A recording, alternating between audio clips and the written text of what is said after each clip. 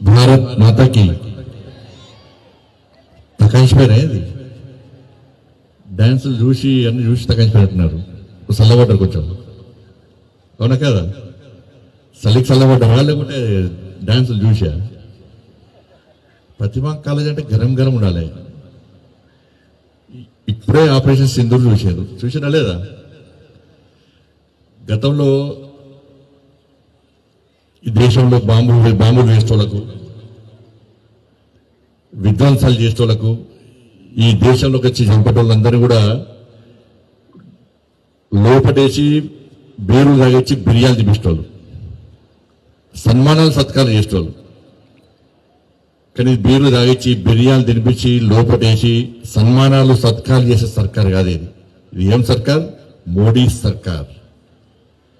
అక్కడి నుంచి కౌంటర్ వచ్చిందంటే ఇక్కడ నుంచి ఎన్కౌంటర్ చేసే సర్కార్ మోడీ సర్కార్. చట్టాన్ని లోబడి పాకిస్తాన్ లో గుసాయించుకుంటున్నారు. ఇక్కడ అక్కడ ఎక్కడ ఉన్నా కూడా ఎవరి దేశాన్ని వ్యతిరేకంగా వివరించినా కూడా ఆపరేషన్ సింధూర్ వస్తుంది, ఆపరేషన్ మహాదేవ్ వస్తుంది. ఇక్కడ కూడా గుసాయించి కొట్టే సర్కార్ మోడీ సర్కార్. అటువంటి సింధూర్ చూసినాక కూడా మీరు భారత్ మాతాకి జై అంటే గింత తప్పగా ఉంటే ప్రతిభాకాలే మీరు అందమేది, అవునా కదా? రెండు చేతులు పైకెత్తారు. భారత్ మాతాకి, భారత్ మాతాకి, భారత్ మాతాకి. ఎందుకంటే మా సీనన్న కొంచెం సాఫ్ట్ గా ఉంటాడు, బాగా డేంజర్, బాగా గట్టిగా ఉంటాడు సీనన్న కూడా. అందరికీ నమస్కారం. ఒక మంచి కార్యక్రమం ప్రతిమ మెడికల్ కాలేజ్లో ఈరోజు యాన్యువల్ డే కార్యక్రమంలో పాల్గొనడం చాలా సంతోషం. వేదిక ఉన్నటువంటి మా సీనియర్ గారికి, వారి కుటుంబ సభ్యులకు, ప్రిన్సిపల్స్కు, ఇతర పెద్దలందరూ కూడా హృదయపూర్వక నమస్కారాలు. స్టూడెంట్స్కు, పేరెంట్స్, ఇతర ఫ్యాకల్టీ వీళ్ళందరూ కూడా, పాత్రికేయులందరూ కూడా నమస్కారాలు. ప్రతిమా కాలేజు నేను స్టార్టింగ్లో వచ్చిన అప్పుడు మనందరి ప్రియతమ నేత శ్రీ ఎల్కే అద్వానీ గారు ఉప ప్రధానిగా ఉండే, హోమ్ మినిస్టర్గా ఉండే. అప్పటి ముఖ్యమంత్రి చంద్రబాబు నాయుడు గారు ఉండే. తర్వాత హోంశాఖ సహాయ మంత్రులు మందరి గురువు సభ్యులైనటువంటి శ్రీ విద్యాసాగర్ గారు ఉండే. ఆ రోజు వచ్చిన మధ్యలో ఛాన్సాలు వచ్చిన ప్రతిభ మెడికల్ కాలేజ్ అంటేనే ఒక ప్రత్యేకత. అంటే మాలాంటి రాజకీయ నాయకులు ఏడికైనా ఏ కాలేజ్ పోతే ఆ కాలేజ్ కొడతాం మేము. కానీ ప్రతిభ మెడికల్ కాలేజ్ మాత్రం అటువంటి కాలేజ్ కాదు. ఇద్దరు ఈ కాలేజ్తో నాకు చాలా సంబంధాలు ఉన్నాయి.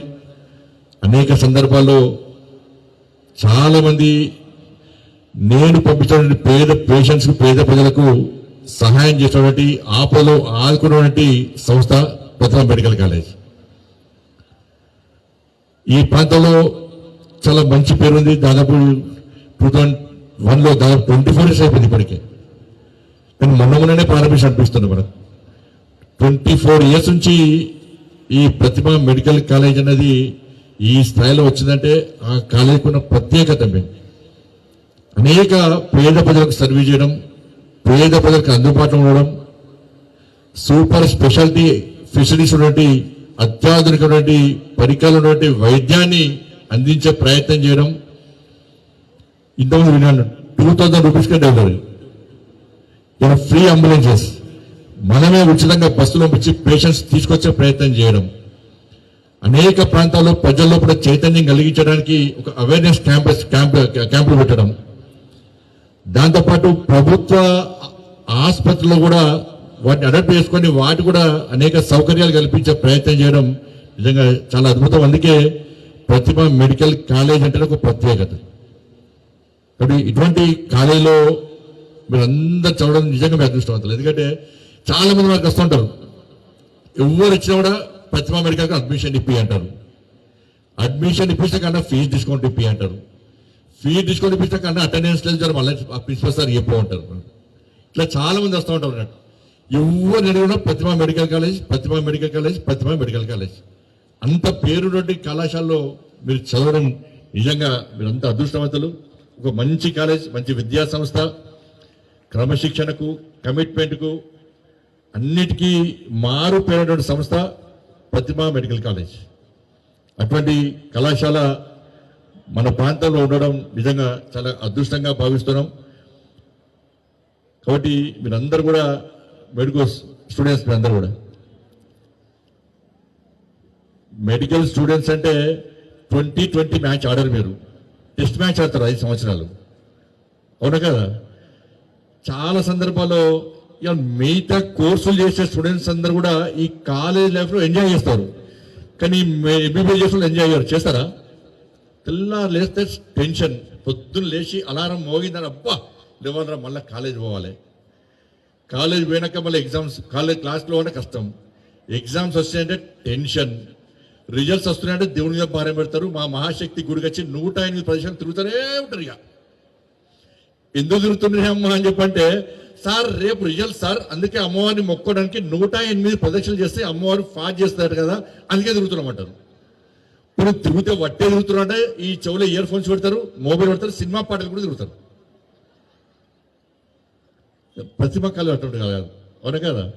చాలా భక్తి భావంతో ఉన్నటువంటి కార్యక్రమం స్టూడెంట్స్ అందరు కూడా. కాబట్టి ఎక్కువ స్ట్రెస్ మీ అందరు కూడా. చాలామంది ఎందుకురా ఈ స్ట్రెస్, ఇంత ఇబ్బంది ఎందుకు అని చాలామంది అనుకుంటా ఉంటారు, కానీ అయినప్పుడు కూడా మీలాంటి స్టూడెంట్స్ ఇలా సమాజానికి అవసరం, ఇలాంటి స్టూడెంట్స్ ఇలా డాక్టర్స్ అవసరం. ఇవాళ ఈ సమాజాన్ని కాపాడేది మీరే. వైద్యో నారాయణో హరి అంటారు, వైద్యో ఇంజనీరో హరి అన్నారు. ఏమంటారు? వైద్యో నారాయణో హరి అంటారు. చాలా మంది పేరెంట్స్ అందరూ కూడా ఒక నమ్మకం, విశ్వాసంతో ఇవాళ మిమ్మల్ని చదివించే ప్రయత్నం చేస్తున్నారు. ప్రైవేట్ కాలేజీలో చదువుకుంటున్నారు, మీరు ఫ్రీ అడ్మిషన్స్ వస్తాయి, లేకుంటే డొనేషన్స్ కట్టి కూడా వచ్చేవాళ్ళు చాలామంది ఉంటారు. కాబట్టి ఒక లక్ష్యంతో మీ పేరెంట్స్ అందరూ ఒక లక్ష్యంతో మీ అందరిని చదివించడానికి, నా బిడ్డను నా కొడుకును డాక్టర్ అయ్యాలి, డాక్టర్ అయ్యి సమాజాన్ని సేవ చేయాలని చెప్పి మీ పేరెంట్స్ కళను సాకారం చేయడానికి, ఆ లక్ష్యాన్ని చేరుకోవడానికి మీరు ఈ డాక్టర్స్ కోర్స్ అవుతున్నారు. చాలా కష్టమైంది, చాలా అంటే చాలా కష్టమైంది ఇదంతా కూడా. ఇదంతా 5 years మీరు టెస్ట్ మ్యాచ్ ఆడుతూనే ఉండాలి. అలా 5 శాతం ఏమవుతుందో తెలియదు. కాబట్టి మళ్ళా ఎంబీబీఎస్ అయిపోతుంది, ఎంబీబీఎస్ అయిపోతే పీజీ సీట్స్ తక్కువ, మళ్ళీ పీజీసీ అడ్మిషన్స్ రావు. నేను ఒక డాక్టర్ వచ్చి 4 days బ్యాక్, ఎంబీబీఎస్ స్టూడెంట్ ఆయన 8 years నుంచి నా దగ్గరికి వస్తున్నాడు. ఇప్పటికి 3 సార్లు వచ్చాడు. ఫస్ట్ ఒక హాస్పిటల్ అడ్మిట్, సార్ నాకు జాబ్ ఇప్పిస్తారని చెప్పన్నాడు. సరే ఒక ప్రైవేట్ కాలేజీలో హాస్పిటల్ జాబ్ ఇప్పించిన. మళ్ళీ 2 years అంతా మళ్ళీ వచ్చిండు. మొన్న వచ్చాక ఏమైంది అంటే, సార్ ఇంకో హాస్పిటల్ జాబ్ ఇప్పిస్తారని అడుగు. మళ్ళీ వచ్చిండు, మళ్ళీ ఇప్పించిన. ఇప్పటికి 8 years. ఏది బాబు నీకు ఇబ్బంది ఏంటంటే, సార్ నేను పీజీ చేయాలంటాడు. నువ్వు 8 years నుంచి చేస్తున్నావు కదా, ఏదో లేదు సార్ నేను పీజీ కొట్టాల్సిందే, మళ్ళా ఆ లక్ష్యం చేరుకోవాల్సిందే. 8 సంవత్సరాల నుంచి పాపం బయట ప్రైవేట్ కాలేజ్ చదువుకుందామంటే ఫీజులు ఎక్కువ, ప్రైవేట్ కాలేజ్లో చదువుకోలేని పరిస్థితి, అడ్మిషన్స్ తక్కువ. కాబట్టి ఇట్లా ఇబ్బందులు పడేటువంటి పరిస్థితుల్లో ఇవాళ కాలేజ్ పీజీ అడ్మిషన్ పెంచాల్సి ఉన్నది. కాబట్టి మీరందరూ కూడా ఒక మంచి లక్ష్యంతో పనిచేసే ప్రయత్నం చేయండి, సమాజాన్ని సేవ చేసే ప్రయత్నం చేయండి. ఇవాళ విద్య, మెడికల్ అనేది, మెడిసిన్ అనేది, ఈ వైద్యం అనేది ఏ ప్రభుత్వాలైనా ఏ దేశాలైనా విద్యా వైద్యానికి ప్రాధాన్యత ఇస్తుంది. కానీ దురదృష్టవశాత్తు ఇన్ని రోజులు ఈ విద్యా వైద్యానికి ప్రాధాన్యత ఇవ్వడం పోవడం వలన ఇవాళ గ్రామీణ వాతావరణంలో ఇంకా వైద్యము విద్య అందలేని పరిస్థితి. ఇవాళ మా భారతీయ జనతా పార్టీ యొక్క సిద్ధాంతం ఏంటంటే, మా దీన్ దయాళ్ ఉపాధ్యాయుల సిద్ధాంతం ఏంటంటే, చిట్ట చివరి వ్యక్తి కూడా సంక్షేమ ఫలాలు అందాలన్న సిద్ధాంతమే భారతీయ జనతా పార్టీ సిద్ధాంతం, అంత్యోదయ సిద్ధాంతం. మీ భాషలో చెప్పాలంటే చిట్ట చివరి వ్యక్తి కూడా, చిట్ట చివరి మూలకు ప్రాంతంలో ఉన్నటువంటి ప్రదేశాల్లో కూడా, అక్కడ నివసిస్తున్న ప్రజలు కూడా, మారుమూల ప్రాంతంలో ప్రజలు కూడా వైద్యం అందించడమే లక్ష్యంగా పనిచేయాల్సిన బాధ్యత ఇలా వైద్యులది. మళ్ళీ ఏడవైనా కూడా ఇలా వైద్యాన్ని వ్యాపార దృక్పథంతో మార్చడం, వ్యాపార కోణంతో ఆలోచించే ప్రయత్నం చేయడం, ఇవన్నీ జరుగుతున్న సందర్భంలో మీరు ఒక మంచి డాక్టర్లుగా మీరు ముందుకు పోవాల్సిన అవసరం ఉంది, మంచి ట్రీట్మెంట్ చేయాల్సిన అవసరం ఉంది. ఎందుకంటే వైద్యో నారాయణో హరి అని చెప్పి డాక్టర్లు అంటారు. శంకర్ దాదా ఎంబీబీఎస్ కొంతమంది ఉంటారు, ఇక్కడ గ్రామంలో అక్కడక్కడ ఉంటారు. వాళ్ళు ఏమంటారంటే వైద్యో నారాయణో హరి మీరు అంటే ఆ డాక్టర్లకు వాళ్ళకు ఎక్స్పీరియన్స్ లేదు, నిజమైన డాక్టర్లు కాదు, కానీ ఏదో ట్రీట్మెంట్ చేయాలని చేస్తూ ఉంటారు. వాళ్ళ దగ్గరకు పోతే ఏమంటారు, అబ్బాయి శంకర్ దాదా ఎంబీబీఎస్ తర్వాత మనిషి ఒకటే, డాక్టర్ గారి మాత్ర వైకుంఠ యాత్ర, డాక్టర్ గారి మాత్ర వైకుంఠ యాత్ర అని అక్కడ డాక్టర్లు అంటూ ఉంటారు. కాబట్టి ఇటువంటి ప్రయత్నంలో మీరు డాక్టర్లుగా మీరు ముందుకు పోవాల్సిన అవసరం ఉంది. వాళ్ళ సమాజంలో డాక్టర్కు ఉన్నటువంటి ప్రాధాన్యత ఏం లేదు. ఎందుకంటే నేను కూడా పైదాంక పోయి కిందికి వచ్చిన, నన్ను కాపాడింది డాక్టర్లే. ఈ డాక్టర్ల వల్లనే నేను పైదాంక పోయి చనిపోయే వ్యక్తిని తిరిగి వచ్చినంటే డాక్టర్ల వల్లనే. బట్టి ఆ డాక్టర్లు అంటే నాకు ఒక ప్రత్యేకమైనటువంటి అభిమానం ఉంటుంది, ఎక్కువ గౌరవం ఉంటుంది, డాక్టర్లను కాపాడే ప్రయత్నం చేస్తామంటారు. కాబట్టి మీరందరూ కూడా ఎంబీబీఎస్ అయిపోయిన వెంటనే అనేక ఈ ఫార్మా కంపెనీస్ కానీ ఈ డయాగ్నోస్టిక్ సెంటర్స్ కానీ మేము వెంట పడతాం. మేము ఎంపీలం కూడా ఫస్ట్ మేము ఎంపీ అయిన తర్వాత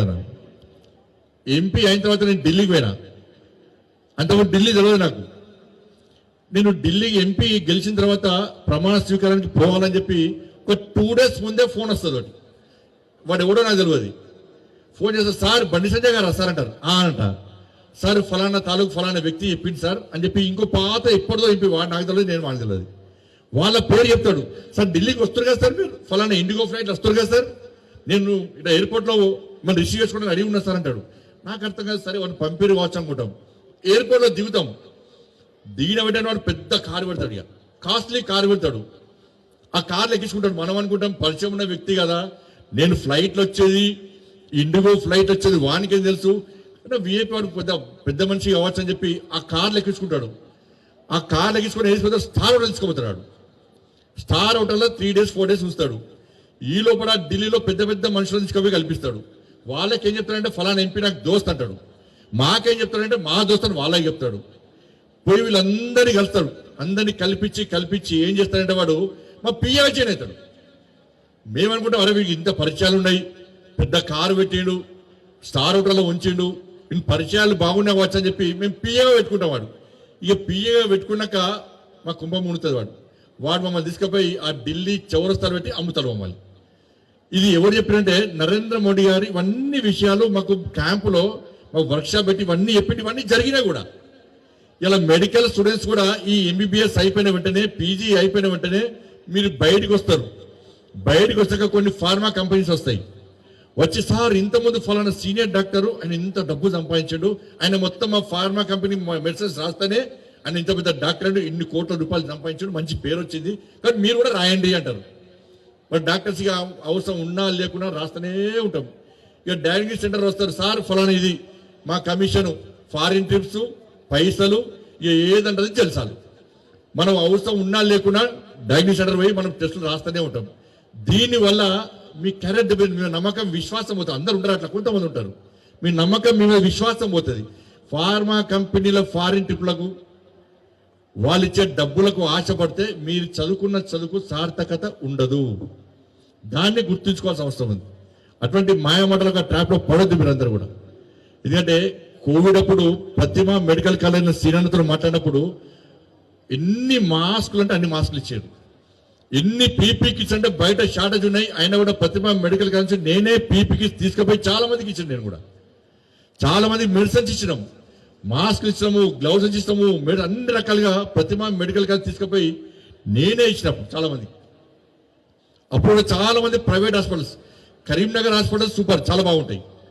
కానీ కొన్ని హాస్పిటల్స్ అన్ని చెప్తే ఎంత బాధ అనిపిస్తుంది చెప్పాలా వద్దు తెలియదు, కానీ చెప్తాను నేను ఓపెన్ చెప్తాను. అన్ని కూడా కొన్ని హాస్పిటల్స్ ఎట్లాంటి పర్సెంటే ఈ కోవిడ్ ను ఆసరా తీసుకొని కోట్ల రూపాయలు సంపాదించినాయి. పేషెంట్ రోగాన్ని చూడాడు, పేషెంట్ బతుకుతారా సస్తారా చూడారు, పేషెంట్కు ట్రీట్మెంట్ ఇవ్వాలని చూడాడు. అసలు పేషెంట్ 30 లక్షలు 40 లక్షలు కట్టే స్తోమత ఉందా లేదా? లక్షలు కట్టే స్తోమత ఉంటేనే హాస్పిటల్ అడ్మిషన్ బతికిచ్చే ప్రయత్నం చేయడం. వాడు 30 లక్షలు 40 లక్షలు ట్రీట్మెంట్ కట్టే స్తోమత లేకుంటే వాడు అంబులెన్స్ చేసిపోతున్నాడు. ఇది నేను కన్నారా చూసి, నేను చాలా హాస్పిటల్స్కి వార్నింగ్ కూడా ఇచ్చింది. నేను చాలా వార్నింగ్ ఇచ్చిన, మీ హాస్పిటల్ దాడి చేస్తాను కూడా చెప్పిన. మీ హాస్పిటల్ దాడి చేస్తా, పేదోళ్ళ రక్తం తాగితే మీ హాస్పిటల్ ఇచ్చిపోయే పరిస్థితి లేదు. చాలా హాస్పిటల్స్ పేషెంట్స్ కాపాడే ప్రయత్నం చేస్తున్నాయి.